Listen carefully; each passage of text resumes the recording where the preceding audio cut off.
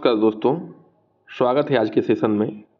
आज हम लोग करने वाले हैं टेस्ट सीरीज संख्या 76 जो कि यूपीपीएससी के लिए है मुख्य रूप से, और आरओ के लिए है। लेकिन एक बात ध्यान रखिएगा, जो यूपीपीएससी की सामान्य अध्ययन की तैयारी कर लिया वो यूपी के किसी भी एग्जाम में जो है दमदार तरीके से हावी रहेगा। तो आप जो है ज़रूर इस पूरे सेशन को एंजॉय करिए, देखिए और सीखिए।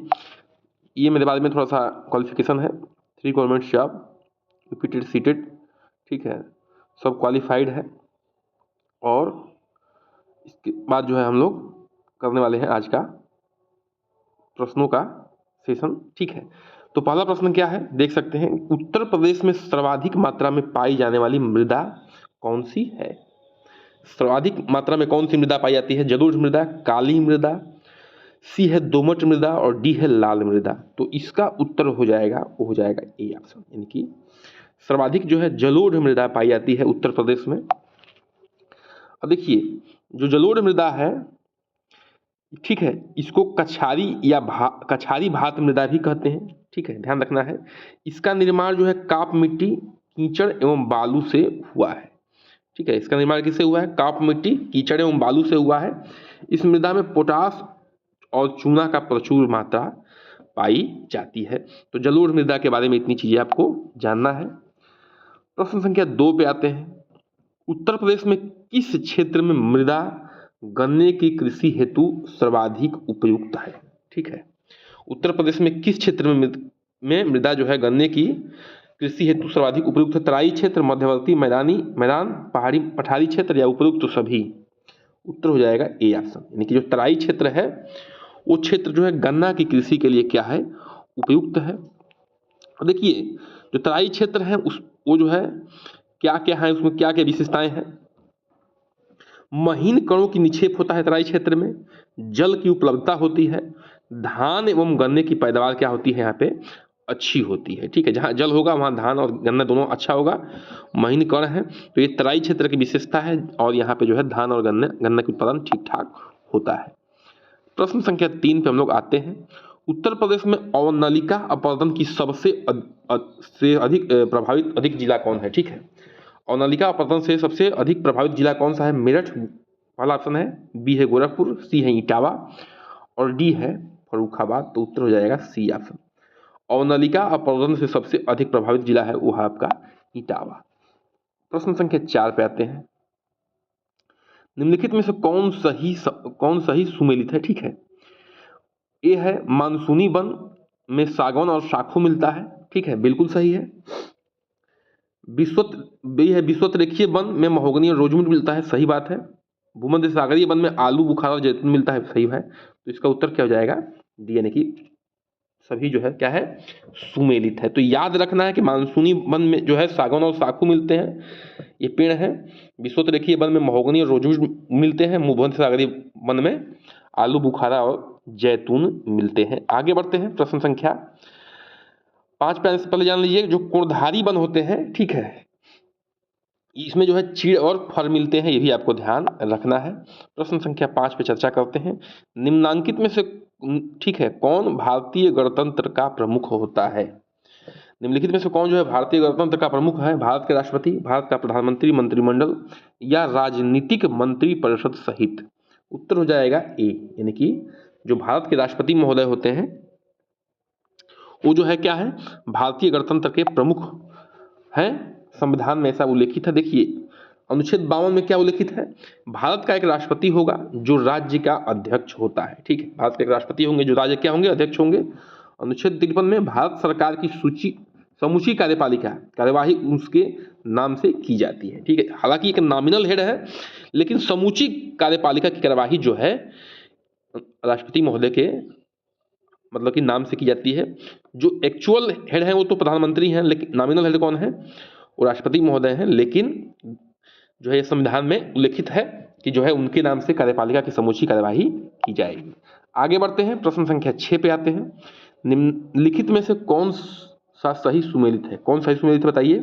संविधान का भाग 15, ये है कि संविधान के भाग 15 जो में निर्वाचन का उल्लेख है, सही है। संविधान के भाग 16 में कुछ वर्गों के संबंध में विशेष उपबंध है, बिल्कुल सही है। संविधान के भाग 17 में क्या है, राजभाषा है, सही है। तो इसका उत्तर क्या हो जाएगा, डी हो जाएगा, यानी कि उपरोक्त सभी, तीनों सही है। ठीक है, तो ये ध्यान रखना है। अब देखिए संविधान का भाग 18 में क्या है, आपात उपबंध का उल्लेख है, ये भी आपको ध्यान रखना है। आगे बढ़ते हैं, प्रश्न संख्या 7 पे हम लोग चर्चा कर लेते हैं। निम्नलिखित में से कौन एक राजनीति निर्देशक सिद्धांतों का उद्देश्य नहीं है। ठीक है, डीपीएसपी की बात हो रही है, डायरेक्टिव प्रिंसिपल स्टेट पॉलिसी, कहाँ से लिया गया है, आयरलैंड से लिया गया है। ठीक है, ध्यान रखना है ये इसमें कौन सा जो है उसका उद्देश्य नहीं है। देखिए एक कल्याणकारी राज्य की स्थापना, बिल्कुल सही है, इसका उद्देश्य है। सामाजिक आर्थिक न्याय को सुनिश्चित करना, सही है। सी है एक धार्मिक राज्य की स्थापना करना, बिल्कुल धार्मिक राज्य की स्थापना करना जो है डीपीएसपी का रोल नहीं है, तो ये उत्तर हो जाएगा आपका। ठीक है, ये क्या हो जाएगा, ये आपका आंसर हो जाएगा यही। और एक धर्मनिरपेक्ष राज्य की स्थापना करना, ये सही है, ये चौथा सही है, मतलब ये उद्देश्य है, लेकिन ये पूछा क्या जा रहा है, नहीं पूछा जा रहा है। ठीक है, तो क्या हो जाएगा, उत्तर सी हो जाएगा। आगे बढ़ते हैं। अब देखिए भारत का जो भाग 4 है और अनुच्छेद 36 से लेकर 51 तक, इसमें जो है नीति समाविष्ट है, नीति निर्देशक तत्व हमारे संविधान को अनोखी विलक्षणता प्रदान करता है, जिसमें जो 3 बताए हैं, बाकी और भी हैं चीज़ें, वो दिखाया गया है, ताकि जो है स्टेट क्या रहे, वेलफेयर रहे, स्टेट का वेलफेयर हो सके। आगे बढ़ते हैं, संसद के दोनों सदनों की संयुक्त बैठक की अध्यक्षता कौन करता है। ठीक है, जो संसद के दोनों सदन हैं उनकी संयुक्त बैठक की अध्यक्षता कौन करता है, भारत के राष्ट्रपति, राज्य के सभापति, लोकसभा अध्यक्ष, प्रधानमंत्री। ठीक है, तो उत्तर हो जाएगा इसका, हो जाएगा सी ऑप्शन। जो लोकसभा अध्यक्ष हैं वो संसद के दोनों सदनों की संयुक्त बैठक की अध्यक्षता करते हैं। अब देखिए धन विधेयक और संविधान संशोधन विधेयक से इतर, यानी कि उससे अगर अलग होगा कोई भी विधेयक या कोई भी जो है वो निकालनी है, ठीक है, उस पर बहस करना है, तो इस केस में विधेयक के संदर्भ में संसद के दोनों सदनों में असहमति की स्थिति में राष्ट्रपति द्वारा संविधान के अनुच्छेद 108 के अंतर्गत दोनों संयुक्त की मतलब की बैठक बुलाई जा सकती है, मतलब दोनों सदनों की संयुक्त बैठक बुलाई जा सकती है, जिसके अध्यक्षता जो है अनुच्छेद 118(4) के अनुसार लोकसभा के अध्यक्ष करता है। ठीक है, तो धन विधेयक और संविधान संशोधन के अलावा अगर कोई भी ऐसा विधेयक है जिस पर चर्चा करनी है, तो राष्ट्रपति महोदय अनुच्छेद 108 के अंतर्गत, ठीक है, एक जो है संयुक्त बैठक बुला सकते हैं, जिसकी अध्यक्षता कौन करेगा, 118(4) के अंतर्गत लोकसभा के अध्यक्ष करते हैं। प्रश्न संख्या 9 पे आते हैं, इनमें से कौन सा कथन सत्य है, कौन सा कथन सत्य है। देखिए शहरी गरीबी की जड़ ग्रामीण क्षेत्रों में होती है, बिल्कुल सही है। देखिए जो शहरों में गरीबी होती है, तो ग्रामीण क्षेत्र के गरीब लोग जाते हैं शहरों में रोजगार पाने के लिए, तो उनका भी स्थिति उतना सुधरता नहीं है।